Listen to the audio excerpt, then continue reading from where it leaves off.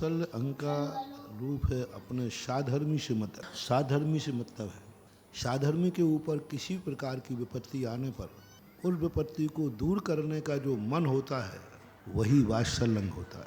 पर होना चाहिए साधर्मी। अपने मन में उस समय भाव आना चाहिए मेरा साधर्म ग्रस्त है वो नहीं, साधर्मी है। समाज का है वो नहीं, साधर्मी है। साधर्मी मान करके जब हमें किसी की विपत्ति को दूर करने का भाव आवे, कुछ सहयोग करने का भाव आवे, तो समझ लेना चाहिए कि हमारे अंदर वात्सल्य भाव है।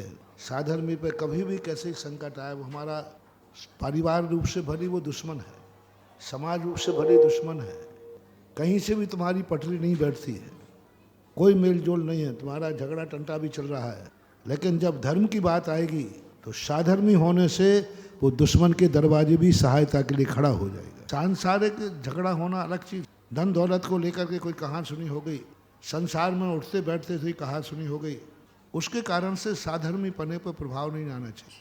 जब धर्म की चर्चा आएगी तो भले वो मेरा कितना भी बड़ा दुश्मन है व्यवहार में, संसार में, तो भी जब धर्म की बात आएगी वह व्यक्ति सदा उसकी सहायता के लिए उसके दरवाजे खड़ा रहेगा। ये नहीं हो सकता कि नहीं ये मेरा भाई है या पड़ोसी है, मेरे झगड़ा करता है तो मरे तो मर जाए।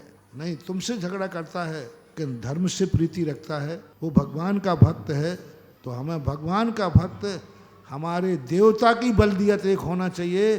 तुम्हारी बल्दियत एक है कि नहीं, इससे कोई मतलब नहीं है। हम दोनों का देवता एक है, हम दोनों के भगवान एक है।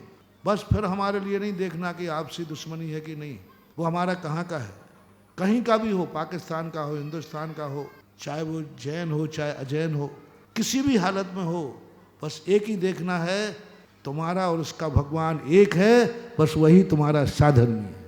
तुम्हारा जनन भगवान है, उसका भी जनन भगवान है। बस अब एक दूसरे के लिए जब भी जरूरत पड़े सब कुछ भूल करके उसकी दुविधा दूर करना चाहिए। यही साधर्मी का परिभाषा है।